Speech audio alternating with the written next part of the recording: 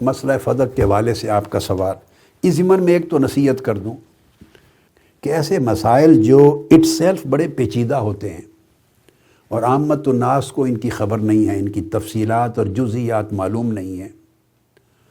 حتیٰ کہ عام طلباء اور علماء، طلباء دین اور علماء کو، خطباء کو، ان کو بھی بڑی گہرائی میں اس کی جزئیات تک رسائی نہیں ہوتی، سرسری سا علم ہوتا ہے، اور بہت سے لوگوں کو 99% لوگوں کو سرسری علم بھی نہیں ہوتا۔ تو ایسے پیچیدہ اور نازک مسائل جب آپ چھیڑ دیتے ہیں، گویا یہ مسائل، ان کی مثال آپ یوں سمجھ لیں جیسے آیات متشابہات ہیں، ایسے سمجھانے کے لیے عرض کر رہا ہوں کہ آیات متشابہات عوام کو نہیں سنانی چاہیے اور ان کے معنی پر گفتگو بحث نہیں کرنی چاہیے۔ کیوں؟ وہ ادراک نہیں ہے ان کے پاس، الجھ جائیں گے۔ تو اس طرح کے مسائل اگر آپ لوگ ڈسکس کرنے لگ جائیں